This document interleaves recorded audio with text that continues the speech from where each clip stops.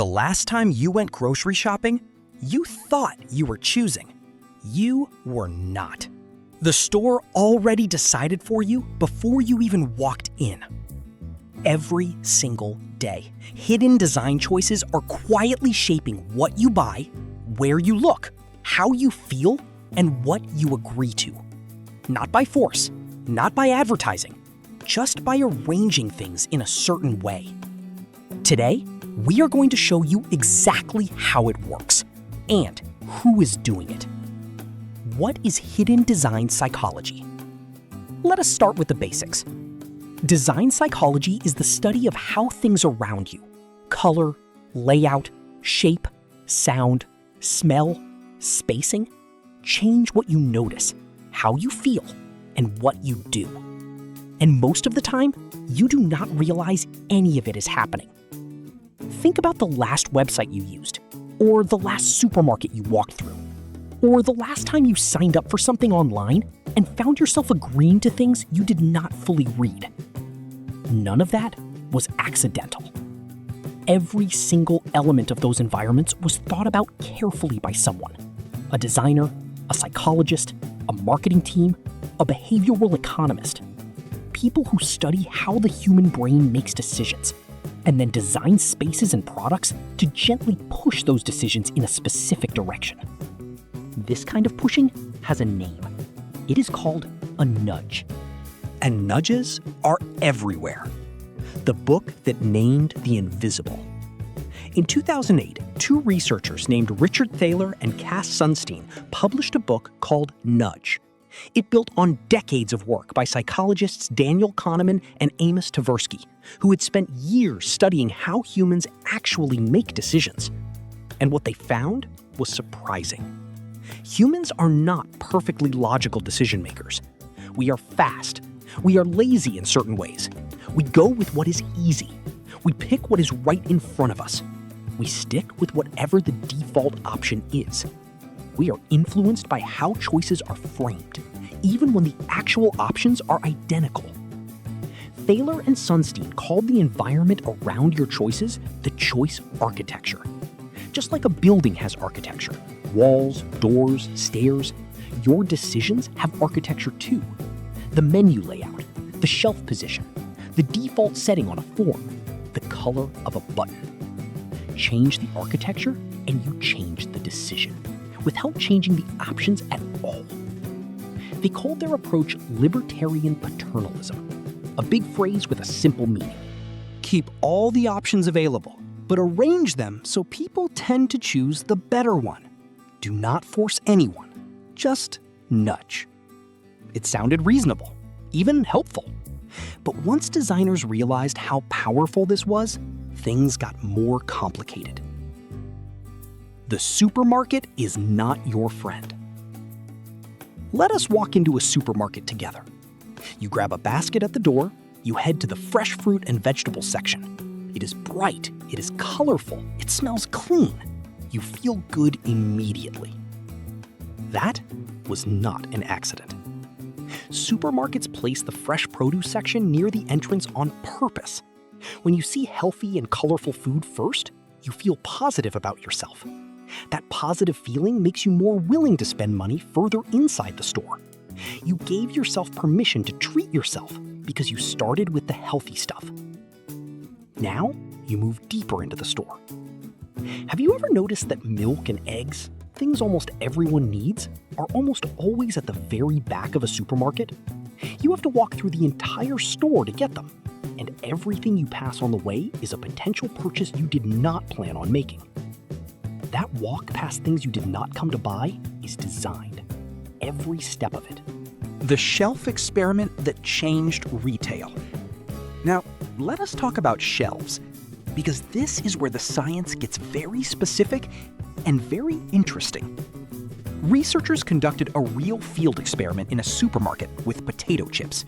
They took one Target brand and moved it to different positions on the shelf: high shelf, middle shelf, low shelf. The product did not change. The price did not change. The packaging did not change. Only the shelf position changed. The middle shelf right at eye level, produced the highest sales every single time. During the peak display phase in that experiment, the middle shelf brand reached up to 12.3% of all chip sales in that category, just from being at eye level. Industry research builds on this with even bigger findings. Products placed in what retailers call the golden zone, roughly eye level for the average adult shopper, can see 20 to 30% higher sales than the exact same product placed higher or lower. Some shopper behavior studies suggest products at eye level receive 35% more visual attention than those on other shelves. And here is the part that should make you stop and think. Shoppers make a shelf decision in under 8 seconds on average.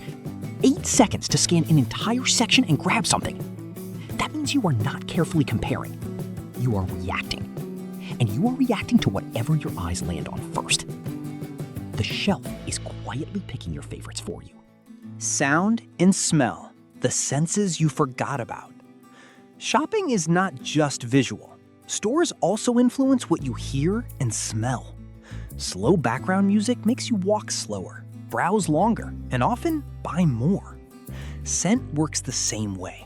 Retailers use diffusers to release smells like fresh bread or coffee, even when nothing is being made. These familiar scents can keep you in an area longer and gently shape what you choose. You came for basics, but the smell pulled you in. That is not chance. That is design. You are probably starting to see a pattern here, and we are just getting started. Organ donation and the power of defaults. Let's step away from shopping and look at one of the clearest examples of nudging in real life: organ donation. In many countries, people can choose to donate their organs after death, helping save countless lives. But there's always a shortage of donors. What's fascinating is how different systems shape people's decisions. In opt-in systems, you must actively register to become a donor. The default is no. In opt-out systems, you are automatically registered unless you choose to leave. The default is yes. This small design difference creates a massive gap in participation. Opt-out countries consistently show much higher donor rates, not because people care more, but because most people stick with the default. Changing it takes effort, and many never get around to it. It's the same people, same values, same choices, just a different starting point. In this case, the outcome is positive. More donors mean more lives saved. But it raises a deeper question. If something as simple as a default setting can guide millions of people in such an important decision, what happens when the same principle is used by companies, not to help you, but to benefit themselves? The internet and dark patterns. This is where the story gets darker. Once the internet became part of daily life, designers realized that digital interfaces offered the most powerful choice architecture ever built. Every pixel could be tested. Every button color could be measured. Every default could be optimized. And some of those optimizations were genuinely helpful. Websites that are easy to use, apps that guide you smoothly through a process, interfaces that make important information clear and visible. But others went in a very different direction. In 2010, a UX designer named Harry Brignull gave a name to this darker side. He called them dark patterns. Dark patterns are interface designs that intentionally trick or pressure users into doing things they would not choose to do if everything was laid out honestly and clearly. Let us look at some common examples. You sign up for a free trial. At the end of the trial, the service automatically charges you. The option to cancel was buried 3 menus deep in tiny gray text that was almost invisible against the white background. You visit a website and a cookie consent box appears. There is a big, bright green button that says Accept All. There is a much smaller and harder to find option for managing your preferences. Most people click the green button. That was the design intention. You're booking a flight online. As you move through the checkout process, a travel insurance add-on has already been ticked for you. If you do not notice and untick it, you pay for insurance you never chose. You try to cancel a subscription. The website takes you through 5 separate screens, each designed to make you feel uncertain or guilty about leaving. They show you what you will lose. They offer you a cheaper plan. They ask you multiple times if you were sure. This is sometimes called a roach motel. Easy to get in, very hard to get out.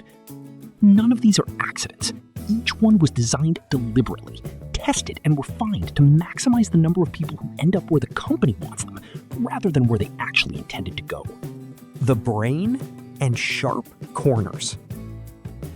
Let us take a short step away from screens and talk about something more physical: the shapes of the objects around you. In 2007, researchers at Harvard Medical School showed people images of everyday objects and abstract shapes. Some were dominated by sharp angles and hard corners.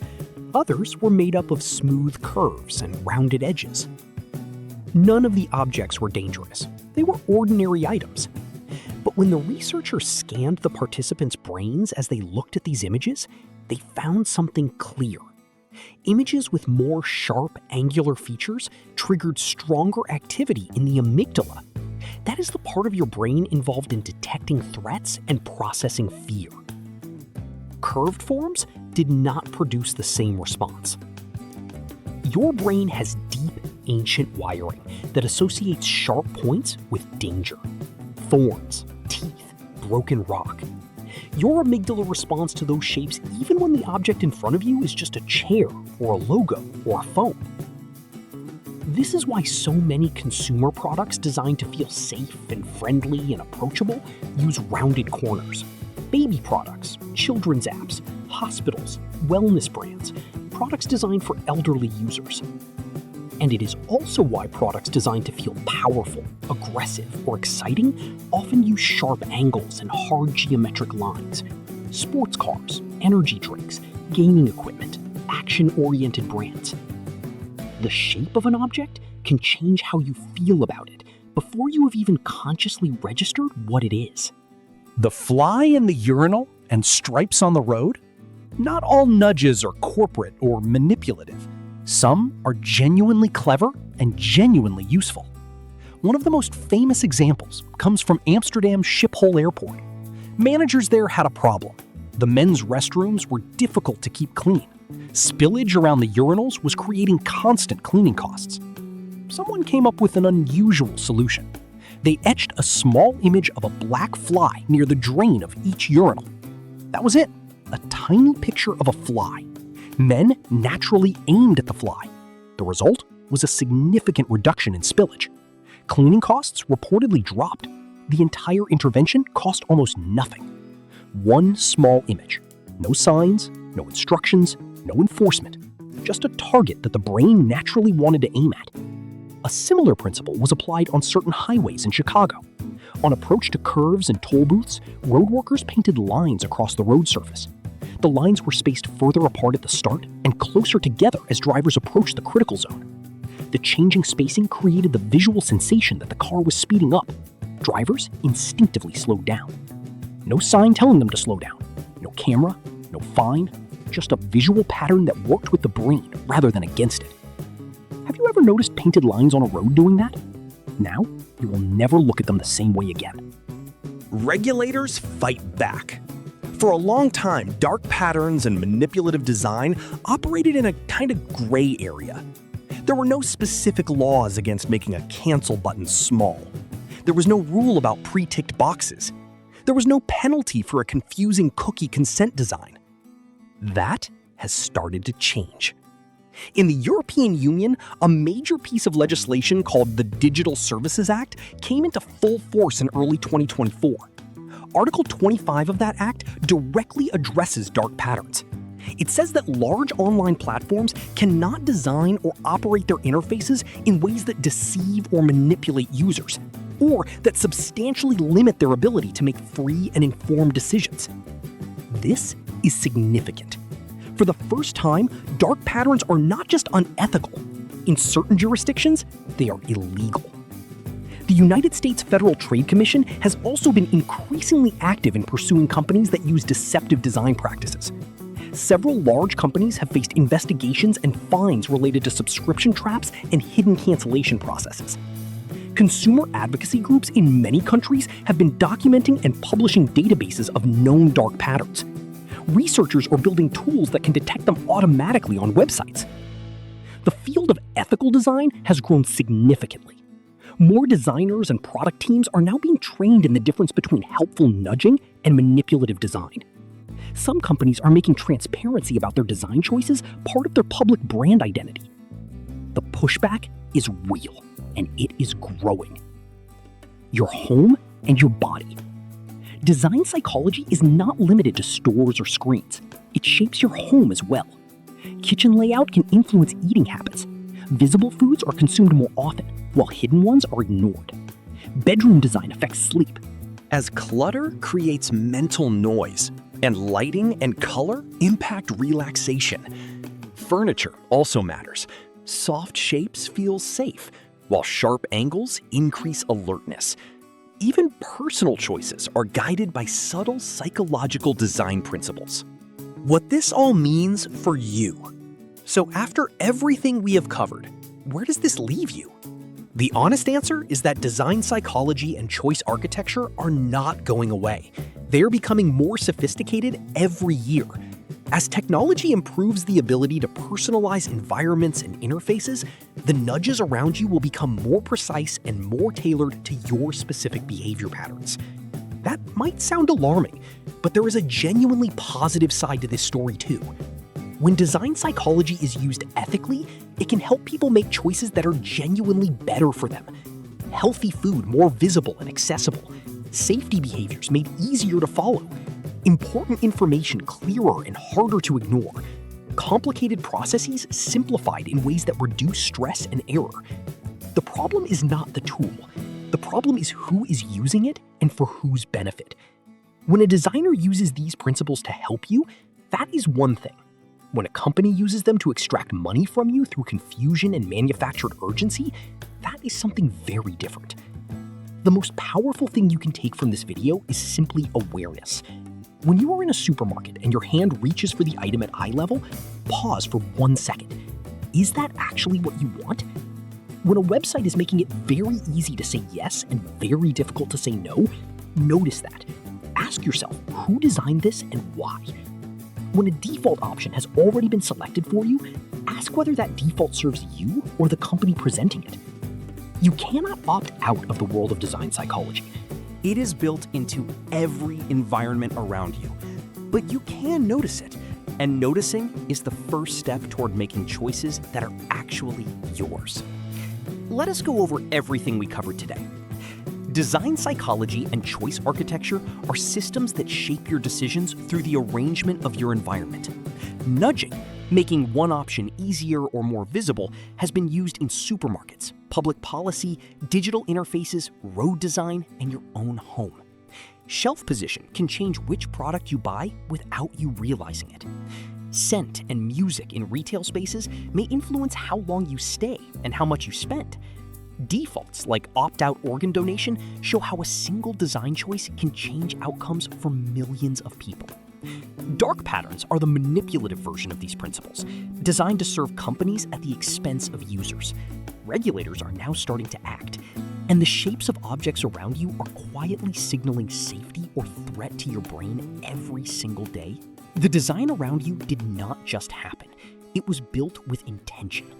Now you know whose intention it was. If this video changed how you see the world around you even slightly, please give it a like. It genuinely helps this channel reach more people. If you're new here, hit subscribe. We break down ideas like this in clear and simple language every week. The next video is already right here waiting for you. Same honest style, same simple language, no fluff. Thank you for watching. Stay aware out there.